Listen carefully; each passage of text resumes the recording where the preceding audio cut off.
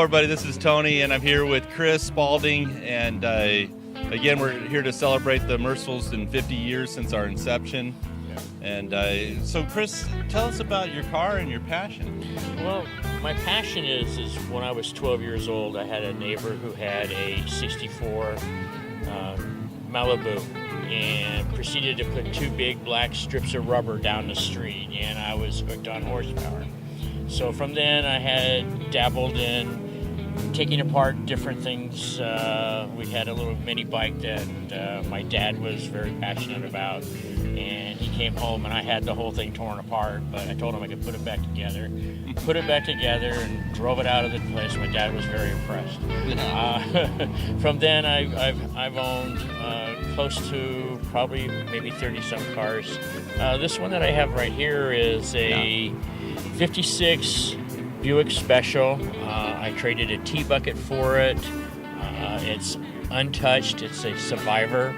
It is a number matching car. It still has a 322 nail head motor in it. It's got about 95,000 miles on it. It's not perfect, but it's 60-some years old, so you can't really... What is perfect at 60-some years old? Exactly. Right.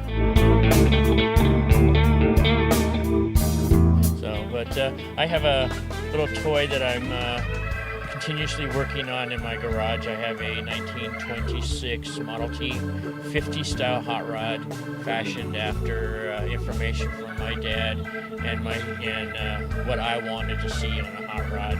It's got a little 283 ISKI racing motor. It's about 330 horsepower. It's got a 83 Z28 rear end in it. Wow. I was building it, and my kid came home and said, "Hey, Pop, can you use 40 feet of frame rail?" And I said, "Looks like I'm building a frame."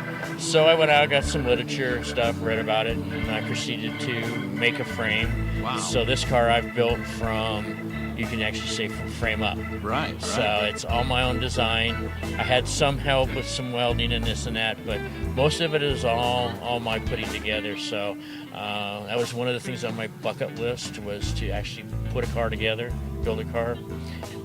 So I learned a whole lot. It took 9 years to do it when time permitted. But you have a passion for a car like that. Everybody says, "Well, you're going to sell it?" I said, "No. That car will never be sold. That is my very first car, and that one I will keep." Right on. So after I picked this up. My grandfather always had Buicks, and I was able to find an old slide that I'm going to have a picture done on it, and it shows my grandfather with his, in those days everybody wore a suit and a hat, right, and a tie, and he's got his arm up on his Roadmaster. And just standing there next to it. So I guess it's something that's going to be kept in the family. Yeah. Buick. That's a recurring theme. Whenever I talk to guys about their cars and stuff, that there's always some tie to a father, grandfather, uncle, something of that nature. Yeah. That is so neat to see. Well, Chris, thank you for your time on this. Thank you very much. This is a beautiful car, and appreciate it. Dig everything. So thank you. Thanks for watching, and Mercifuls.com. See more. All right. Yeah. All right.